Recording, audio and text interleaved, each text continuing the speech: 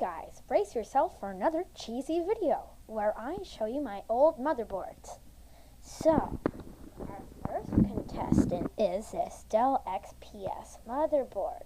So, let's get our keyboard out of the way. Okay, Dell keyboard, move over. So, this is our super cheesy motherboard because it's fried. So, this was actually a really good motherboard. It can support 4 gigabytes of DDR memory. I don't know how fast it can go though, but the chipset limits it to 3.50 gigabytes or something.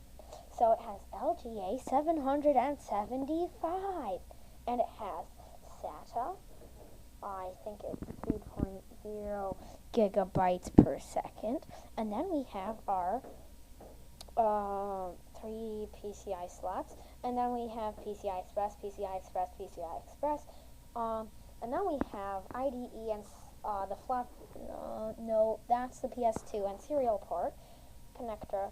It does not have integrated graphics. This thingy right here is the front panel connector, and then it also has the media card reader thingamajig right here, and it has the full-size power connector, and it also has the 12-volt power connector, even though I don't think you need it with the full-size power connector anyway.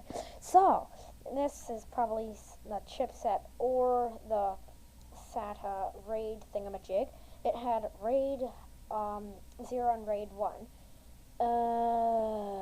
Okay, yeah, that pretty much sums up this. Well, actually, no, it had sound connectors with stereo surround sound, and it also had 3 USB things here, and then 2 USB things, and then Ethernet, and then it would have 2 USB thingamajigs on the front. And the reason it doesn't have 4 here on this block is because I think one of them goes for the media card reader thingamajig. Okay, so now we're done with this, and I'll go get my Asus P2B-S. It's antique.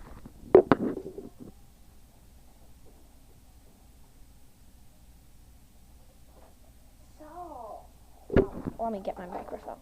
So this was a very good board for its time. I think it's awfully old.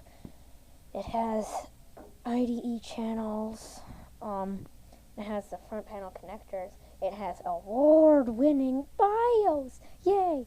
And then it has the fast wide thingamajig SCSI, and then it has 2 other SCSIs, and then it has a floppy disk controller as usual. And then it has AGP 3.3 volts, and it has PCI 4 times, and it has 2 ISAs, and it has this really annoying unupgradable thingamajig, and it supports 800 megahertz of Pentium 3s and Pentium 2s.